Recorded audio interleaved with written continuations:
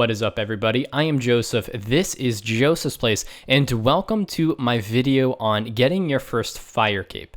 Now, this won't be a full in-depth guide at all to getting a Firecape. What this will be is kind of sharing some tips from personal experience of getting a Firecape for the very first time.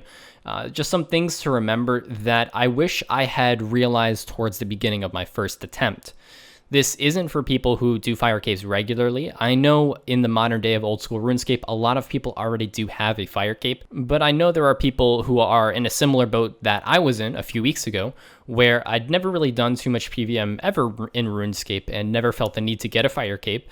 And now that I'm doing it a little bit more, I kind of need to get that cape just so I can have some decent gear, but I don't have that experience in the fight caves. So this video will be going over some things that I wish personally that I had remembered in my first attempt. And this isn't that these things aren't covered in guides, but I think people going for their first cape overlook some of these things, and I think that they're important to remember going into your first fight caves. The first thing I want to talk about is supply use. Now, I know I'm the type of just gamer in general who will save supplies until I absolutely need them, i.e. not drinking a potion until I'm very low on health. However, in the fight caves, I suggest having the opposite mentality when thinking about supplies. If you're an account with decent levels in general, you'll finish the fight caves with quite a few supplies left over, and it's much more useful to make sure your HP and prayer point levels are at a safe level rather than holding on to the supplies because maybe you'll need them down the road, because if later on in the fight caves you do need them, you'll have plenty of supplies to deal with it. And it's much more useful to make sure you don't die now rather than saving for a possible mistake in the future. So just a tip that I have, I know I didn't save up, and there were times where my health was dropped very low because I was sitting on maybe 50 HP. And my suggestion is, if you're that low, use your brews and restores accordingly.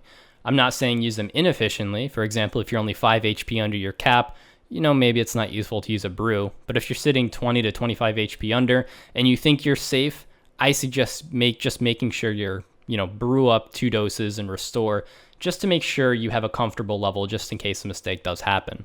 The next tip or thing you should remember that I want to talk about in this video is trapping.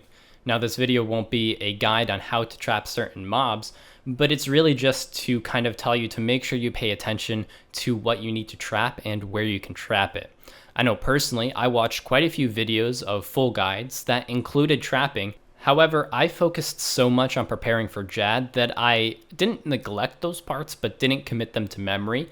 And in reality, those parts, in terms of knowing how to safe spot and trap certain mobs, is as important as the Jett phase. Especially between wave 53 and 60, there's all 3 types of attacks going out at once. So if you don't know how to trap and safe spot properly, there's so much room for error where you can easily just make a mistake and die before you even get to Jett. So I just wanted to leave this part in the video just to kind of remind you to make sure you're paying attention to other parts of the fight cave and not just on Jett. It will help you out a lot more in the long run and make your whole fight caves experience a little bit more smooth. The last topic I want to talk about in this video is really specifically Jett. And in general, I think Jett is very easy with experience, but for a first-time Firecape, it's incredibly nerve-wracking and there's just so much information to process, it easily gets confused. And this part of the video, I want to kind of clear that up a little bit, and coming from someone who recently got a first Firecape, kind of go over my process for knowing specifically when to prayer switch. Now, a lot of the guides talk about sounds, and that is definitely one way to know when to switch your prayer. However, I find that method, for me at least, is just very inconsistent and is harder to keep up with. So I want to go over some other ways that you can tell when to switch prayers. And I want to make this clear at the beginning. Only focus on one of these methods, whether it be by sound or one of the methods I'm going to explain. You need to make sure you focus on just one, or else you'll just get completely overwhelmed. My first Firecape temp, I tried to focus on all of the possible things so I could guarantee that I would know which prayer to switch to. And just in the end, I got absolutely confused, and within just a few prayer switches, just confused myself and wasn't really prepared. And I just want to kind of preface this part with saying, just focus on one area. And to get into those areas, again, the first one would be by sounds. And there's 2 sounds, one for mage and one for range. But there's also a few other ways to know when and what to switch your prayer to. The first one that I use, and I find the easiest, is the back foot of Jett. So the back left foot either raises or doesn't raise depending on if it's range or mage. If he raises his back foot, it's going to be a range prayer, and if he doesn't raise his back foot, it's going to be a mage prayer. So that's one way to tell what prayer to pray. Another way is his head. Now, I don't use this one specifically. I think it's a little hard to notice in the heat of the moment, but he does dip his head before he lifts up for mage, and he doesn't do that for range. So that is one way that you can tell what to switch your prayer to. A third way, or a fourth way if you're including sounds, a fourth way to tell is the speed at which he kind of rises up on his hind legs. So if it's a quick rise up and, get back down, so a stomp, that's range. If it's a slow motion, it's mage. So that's one easy way to kind of tell the difference. And I think the best way to be able to recognize that is just to, before you go into the fight caves, watch a full kill so you know what to look for. And I think that's incredibly important.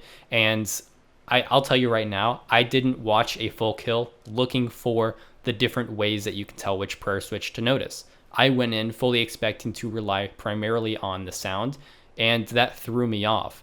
I suggest that you watch a full Jett kill, and if I can find a good one that I've recorded, I'll leave it in the description. But if not, look for a full Jett kill and just try to pick apart those 4 different areas: the sounds, the hind legs, the front legs, the speed at which it rises, and his head, and see which one's easiest for you to notice and to on the fly recognize.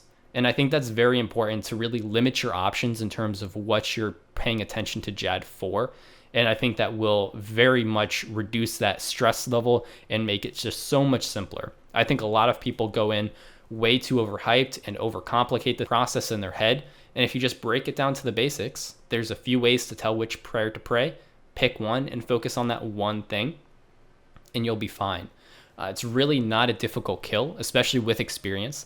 I only have 5 capes, and I know that's nothing special, but I can already tell you right now that doing a Jett kill is no longer a hassle. I know for a fact I can walk into those fight caves, and yeah, I'll make a few mistakes, but I'll get out with another Firecape. Other than my first failed attempt, I've not failed an attempt yet, and I've never even really been close. The first few after the first, I missed a prayer switch on Jett, but since then, in my last 3 kills, I've been absolutely perfect on the prayer switches. And again, it just comes down to experience. So once you get that first one, it does get easier. And that experience, I think, to me at least, the biggest part of that experience is knowing what to watch Jett for. And I did want to spend quite a bit of time talking about that and really suggesting that you just find one thing to focus on and really pinpoint that and get it down. So when you go into Jett, you know exactly what to look for and you're not overwhelmed by all the different possibilities. Another quick note on Jett, and this is something that is said quite often, but don't be afraid to either switch your weapon if you need a longer range for the healers, or drink a dose of potion.